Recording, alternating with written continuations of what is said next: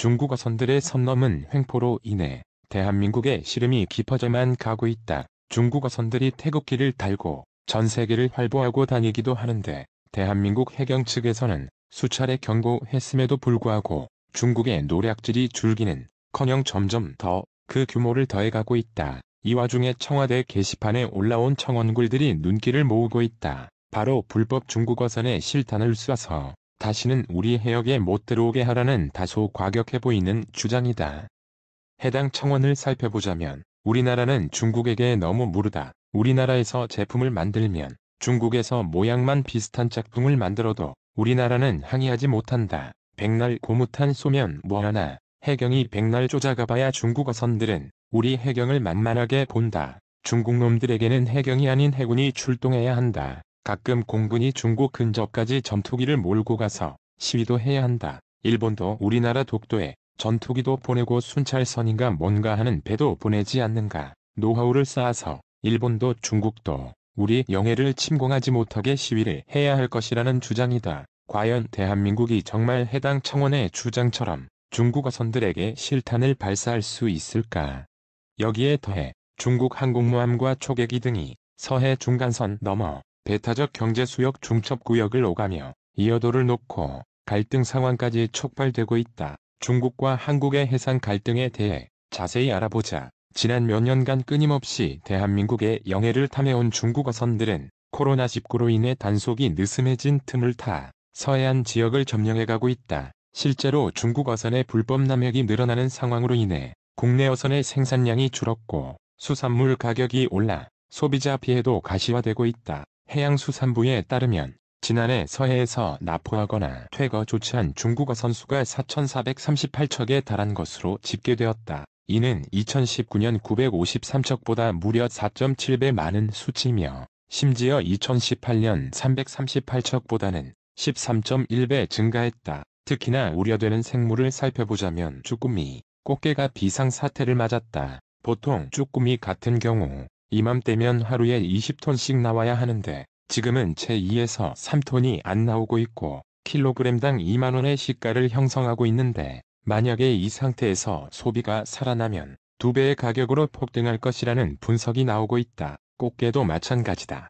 이들 중국 어선들의 배타적 경제수역 출현은 꽃게철에 더욱 몰리고 있어 강력한 단속이 요구되고 있다. 실제로 같은 3년간 봄과 가을 꽃게철에 나타나는 중국 어선은 전체 출현 중국 어선의 약 65%에 해당하는 수치로 대한민국 국민의 밥상에 올라가야 할 꽃게들이 중국으로 넘어가고 있는 실정이다. 통계청 국가 통계 포털에 따르면 고등어, 삼치, 대구, 넙치 등의 생산량이 최근 크게 줄었다. 고등어가 2019년 10만 1121톤에서 지난해 7만 7,401톤으로 23.4%가량 생산량이 줄었고 삼치도 같은 기간 12.9% 생산량이 감소했으며 대구 또한 42.2%, 넙치는 22.5% 줄었다. 이들이 이용하는 방법은 일명 쌍타망 어선으로 어선 두 척이 일정 간격을 벌려 바다에 그물을 투하하고 저속으로 항해해 그물 속으로 물고기가 들어가도록 해서 한 번에 긁어간다는 것이다. 우리나라뿐 아니라 전 세계에서 지탄받는 중국의 불법 조업은 크게 세 가지 특징을 가지고 있다. 첫째, 지역을 가리지 않고 생물이 있는 곳이라면 바다 끝까지 찾아간다는 것이다. 중국은 약 17,000척까지 추정되는 세계 최대 원양어업 선단을 보유하고 있는데 이 중에 무려 12,000척이 중국 이외의 타국 해역에서 조업 활동을 벌이며 이는 세계 공해상 어획량의 약 35%를 차지하고 있다. 심지어 세계적 해양 생태계 보존 구역인 갈라파고스 해역까지 들어가 멸종위기 어류와 해양 생물의 씨를 말리고 있어 우려를 낳고 있다. 두 번째는 해군 및 해경과 연계된 준군사 조직인 이른바 해상민병이 동원되는 행태를 보이고 있으며 이들의 정체는 사실상의 준군사 조직체로서 제3의 해상군병력으로 인식되고 있다는 점이다. 세 번째는 중국의 중앙정부 관여 및 개입 하에 이루어진다는 점으로 보조금 지급과 지휘 형태로 나타난다는 점이다. 중국은 1980년대 이후 국가 현대화의 기치 아래 해양 강국 목표를 설정하고 어업을 국가의 정치 전략적 이해와 연계시켜 보조금 지급과 정책적 지원을 통해 식량 안보 확보를 추구함으로써 불법 조업을 비호하는 인식마저 심어주고 있다. 중국은 불법 조업뿐 아니라 서해상에서 군사 행동 또한 잦아지고 있어 우려를 자아내고 있다. 지난해 중국 항공모함인 랴오닝어와 산둥어가 서해 우리 관할 구역에서 약 20여 회의 해상 훈련을 했으며 함정, 항공기를 동원한 대잠수함 훈련도 약 10회에 걸쳐 이뤄졌다. 중국군이 집중적으로 움직이는 곳은 서해에 있는 한국과 중국의 배타적 경제수역 중첩구역인데 주민욱 이어도 연구회 연구실장은 한중 해양 갈등과 중국의 언론 보도 분석이라는 논문을 통해 한중 간 해양 경계 획정 문제는 양국 간 극명한 견해차로 인해 가끔씩 열리는 회담만으로는 해결의 여지가 전혀 보이지 않고 있다. 이어도 해역을 둘러싸고 중국과 한국의 입장이 첨예하게 대립하고 있다는 분석을 내놓기도 했다. 대한민국에서는 중국과의 갈등을 줄이고자 하는 방편으로 양국 군사 당국 간 직통전화 한 라인을 추가로 개설하기로 했다. 국방부에 따르면 김상진 국방부 국제정책관과 측어웨이 협력판공실 주임은 한중해 공군 간 직통전화 양해각서 개정안에 서명했다. 국방부는 한중 군사 당국 간 소통을 강화해 공중 해상에서 우발적 충돌을 예방하고 군사적 신뢰를 한 단계 높일 수 있을 것이라며 한반도를 포함한 영내 긴장 완화와 평화 정착에도 기여할 것이라고 말했다. 일단 대화로 사태를 풀어가야겠지만 이야기를 나눠봤음에도 불구하고 우리 해역으로 들어와 불법아업 행위를 하고 군사훈련을 한다면 그때는 대한민국도 가만히 있을 수 없다. 그럼 어떤 조치를 취할 수 있을까? 일단 다른 나라의 예를 들어보자면 어족 자원을 빼앗기는 국가들은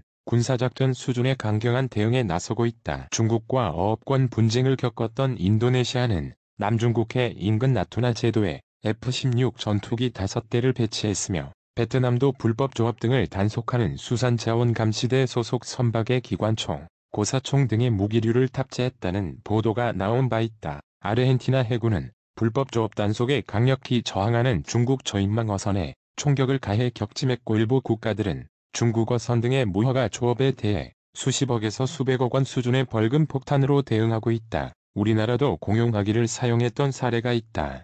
지난 2016년 대한민국 해경은 불법 조업을 하던 중국 어선에 처음으로 공용화기를 발포했다. 중부해양경비안전본부는 소청도 남서쪽 90km 서해 특정 해역을 침범해 집단으로 불법 조업하던 중국 어선군을 발견하고 압송을 시도하던 과정에서 중국 어선 30여 척이 해경 함정을 위협하면서 집단으로 저항하자 M60 기관총으로 670여 발을 발사한 사례가 있다. 당시 현장에는 3,000톤급 경비함 2척, 1,500톤급 경비함 1척, 1,000톤급 경비함 2척 등 중부해경 기동전단 5척이 있었고 이 가운데 4척이 일제히 배를 향해 사격을 가했다. 지난 2017년 2월 16일에도 가거도 남서쪽 74km 해상에서 선체에 철망과 쇠창살을 설치한 중국 어선 30여 척을 단속하던 도중 납포된 어선을 탈취하려던 중국 어선들을 향해 M60 공용화기 900여 발을 발사했고